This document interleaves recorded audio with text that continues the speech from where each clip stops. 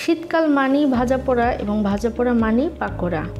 আমার আজকের recipe chicken vegetables pakora.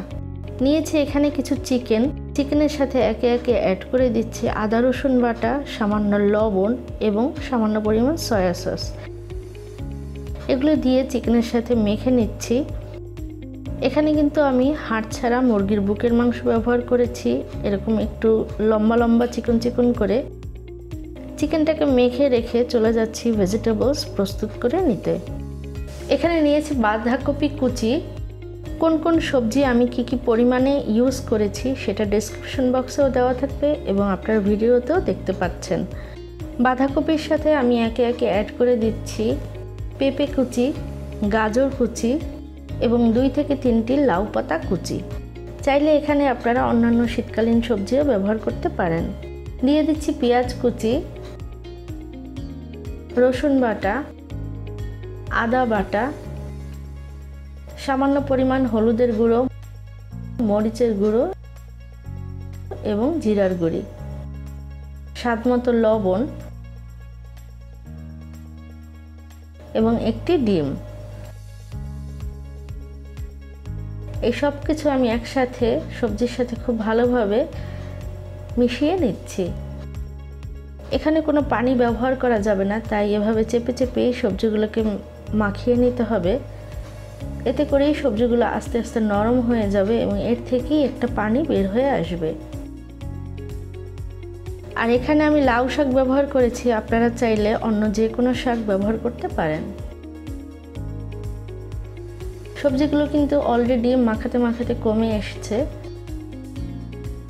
এবারে এর মধ্যে আমি অ্যাড করছি প্রায় আধা কাপ পরিমাণ ময়দা আর 2 টেবিল চামচ পরিমাণ চালের গুঁড়ি। এগুলো দিয়ে আবারও সবজির সাথে মাখিয়ে নিচ্ছি। ময়দাটা পাকোড়াকে বাইন্ডিংয়ে সাহায্য করবে এবং চালের গুঁড়ার কারণে এটা অনেক ক্রিস্পি হবে। মাখানো হয়ে গেলে যদি দেখা যায় পাকোড়াটির শেপ ঠিকভাবে আসছে না, তখন আরও কিছু ময়দা অ্যাড করে নেওয়া যেতে পারে। সবজিগুলো মাখানো হয়ে গেলে অ্যাড করে নিচ্ছি চিকেন। সেই সাথে আরও অ্যাড করছি কিছু কাঁচামরিচ কুচি এবং ধনিয়া পাতা কুচি।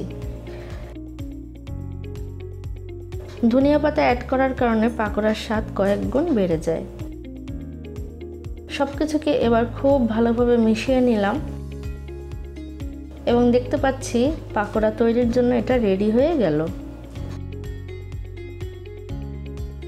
পর্যাপ্ত পরিমাণ তেল খুব ভালো করে গরম করে এগুলোকে আমি একে একে পাকোড়ার শেপ করে দিয়ে দিচ্ছি। চুলার আঁচটা মিডিয়াম টু হাইতে রেখে এই পাকোড়াগুলো আমি ভেজে নিচ্ছি। পাকোড়াগুলোর একটা সাইড একটু লাল লাল হয়ে আসলে এগুলোকে আমি উল্টিয়ে দিলাম।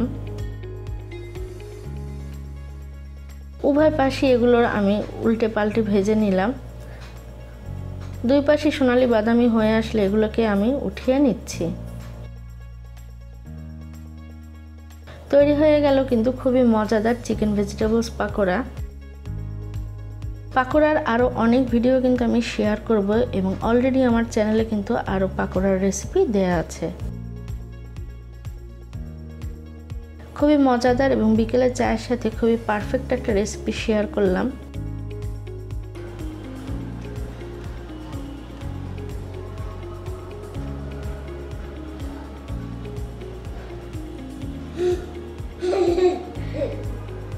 কেমন লাগে বাবা?